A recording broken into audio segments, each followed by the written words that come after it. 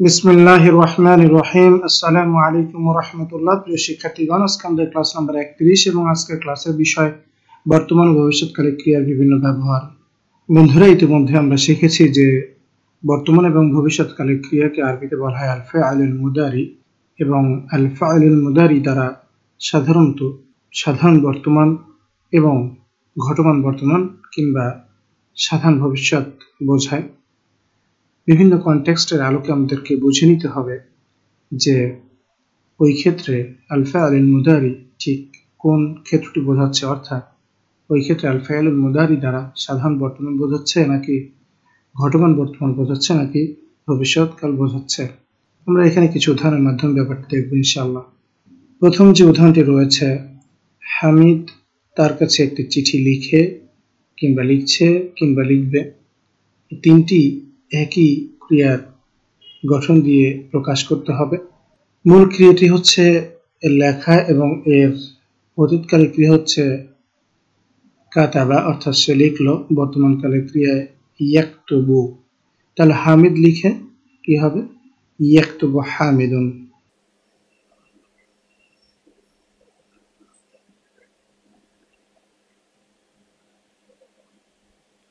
তার কাছে অর্থাৎ ইলাইহি। হামিদ তার কাছে লিখে বা লিখছে বা লিখবে। ইয়াকতুবু হামিদুন ইলাইহি রিসালাতান, একটি চিঠি।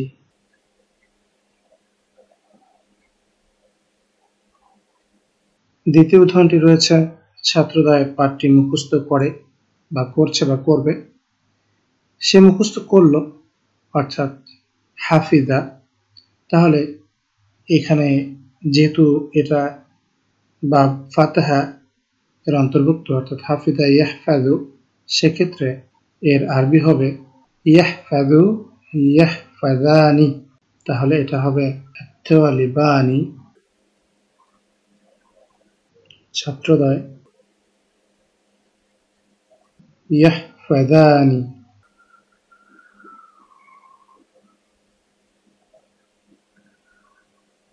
পাঠটি অর্থাৎ আদ-দারসা। ছাত্রদ্বয় পাঠটি মুখস্থ করে, করছে বা করবে। আত-তালিবানি ইয়াহফাজানি দারসা। যুবকরা বিকালে মাঠে খেলছে বা খেলবে। সে খেলেছে অর্থাৎ লাইবা। এখানে যেহেতু পুরুষবাচক বহুবচন, ইয়ালআবুনা অর্থাৎ আল ফিতিয়াতু ইয়ালআবুনা।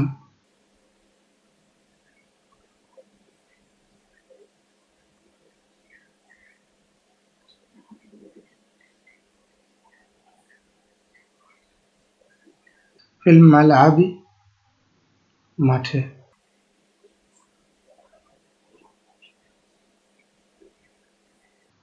এবং বিকালে অর্থাৎ মাসাআন। দ্বিতীয় উদাহরণটিতে রয়েছে, ফাতিমা রান্না করে, করছে বা করবে। তাহলে সে রান্না করেছে, এর আরবি হলো তাবাখা। এর বর্তমান কালের রূপ হচ্ছে ইয়াতবুকু। যেহেতু ফাতিমা একবচন স্ত্রীবাচক, সেক্ষেত্রে এটা হবে তাতবুকু।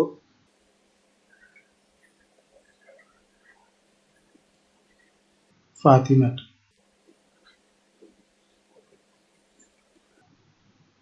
আয়েশা ও খাদিজা প্রতিদিন মাদ্রাসায় যায়। তাহলে আয়েশা এবং খাদিজা অর্থাৎ আয়েশাতু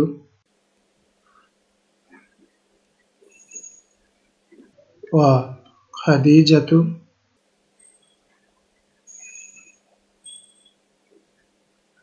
সে গিয়েছে, এর আরবি হলো যাহাবা। সুতরাং বর্তমানকালে ক্রিয়া হবে ইয়াযহাবু, এবং যেহেতু স্ত্রীবাচক দ্বিবচন, সেক্ষেত্রে এটা হবে তাযহাবানি।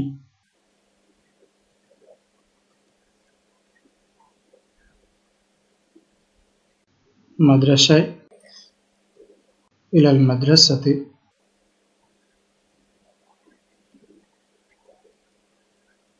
প্রতিদিন অর্থাৎ ইয়াউমিয়ান।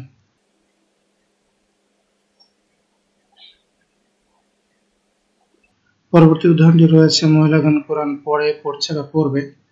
তাহলে মহিলাগণ, এটা হলো আন-নিসাউ।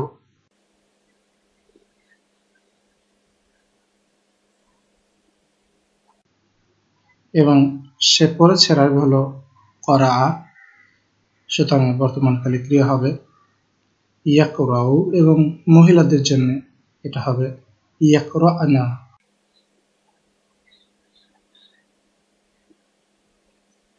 আন-নিসাউ ইয়াকরানাল কুরআন।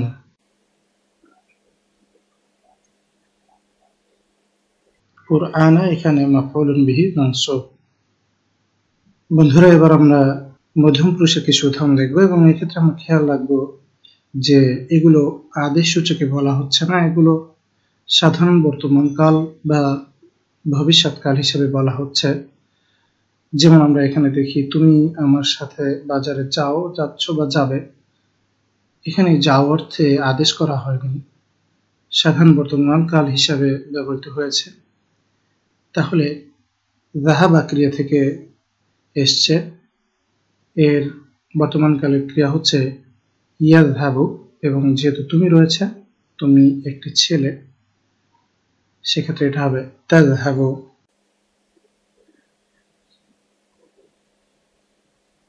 তাযহাবু ইলা সুকি,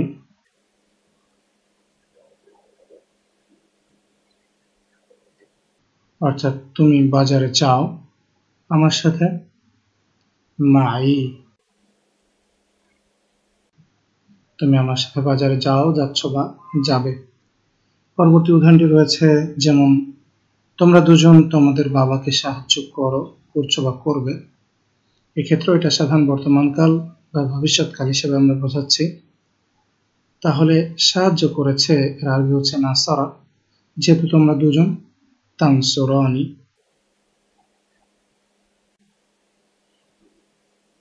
আবাকুমা,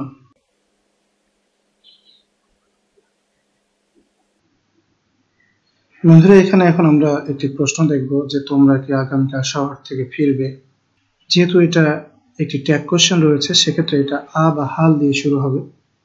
তাহলে হাল অর্থাৎ কি, ফেরা, অর্থাৎ সে ফিরেছে, সেক্ষেত্রে এর আরবি হলো রজা, এবং বর্তমানে ক্রিয়া হলো ইয়ারজিউ।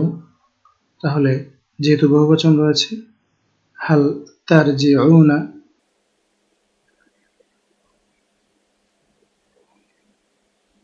শহর থেকে, মিনাল মাদিনাতি,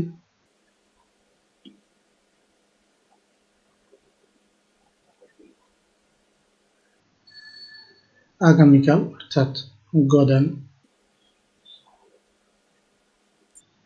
পরবর্তী বাক্যটি হলো, তুমি সর্বদা সত্য কথা বলো, এবং তুমি বলতে এখানে স্ত্রীকে বোঝানো হয়েছে।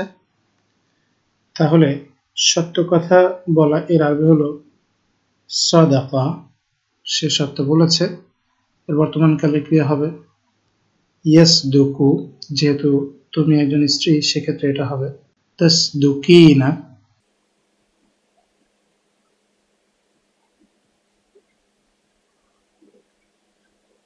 বন্ধুরা, আমাদের মনে আছে যে তুমি একজন স্ত্রী, এক্ষেত্রে ইনা একটি মেয়ের নাম, এভাবে মনে রাখতে হয়। তাহলে সাদাকা ইয়াসদুকু তাসদুকু, এবং তুমি একজন মেয়ে, এর জন্য হবে তাসদুকিনা, সত্য কথা বলা, এবং সর্বদা আবাদা। এখানে আমরা দেখছি যে তোমরা স্ত্রীগণ আগামীকাল কোথায় যাবে। তাহলে এখানে প্রশ্নবোধক, এবং কোথায় এর আরবি হলো আইনা। যখন আমরা প্রশ্ন করব তখন প্রশ্নবোধক অব্যয় বা ইসমটি প্রথমে নিয়ে আসতে হবে। বিস্তারিত আমরা প্রশ্নবোধকের অধ্যায় দেখব ইনশাআল্লাহ। তাহলে যেহেতু তোমরা রয়েছে, তাহলে হবে তাযহাবনা, আইনা তাযহাবনা গদান। পরবর্তী বাক্যটি রয়েছে, আমি প্রতিদিন কোরআন পড়ি বা পড়ব, এবং এটা উত্তম পুরুষে। তাহলে করা থেকে আসবে ইয়াকরাউ, তাকরাউ, এবং আমরা জানি যে প্রথম পুরুষের ক্ষেত্রে আকরাউ। তাহলে আকরাউল কুরআনা,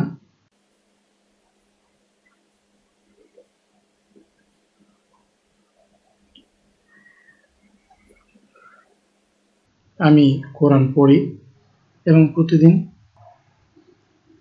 ইয়াউমিয়ান। পরবর্তী উদাহরণটি আমরা দেখি, আমরা আল্লাহর ইবাদত করি বা দাসত্ব করি। দাসত্ব করা এটা হলো আবাদা, সে দাসত্ব করেছে বা ইবাদত করেছে, এবং বর্তমানকালে কি হচ্ছে ইয়া আবুদু। তাহলে যেহেতু আমরা রয়েছে সুতরাং এটা হবে না আবুদু, অর্থাৎ না আবুদুল্লাহ।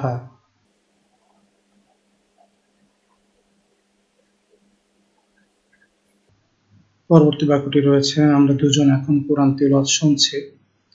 তাহলে শোনা এর আরবি হলো সামিয়া, বর্তমানকালে ক্রিয়া হলো ইয়াসমাউ, এবং যেহেতু আমরা দুজন এটা হবে নাসমাউ। তিলাওয়াতাল কুরআনি।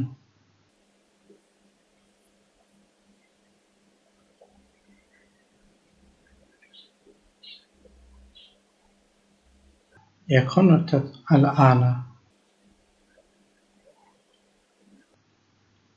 তাহলে আসুন বন্ধুরা আমরা এই পর্যায়ে আল ফাআলুল মুদারি এর কিছু কোরআনী উদাহরণ দেখি।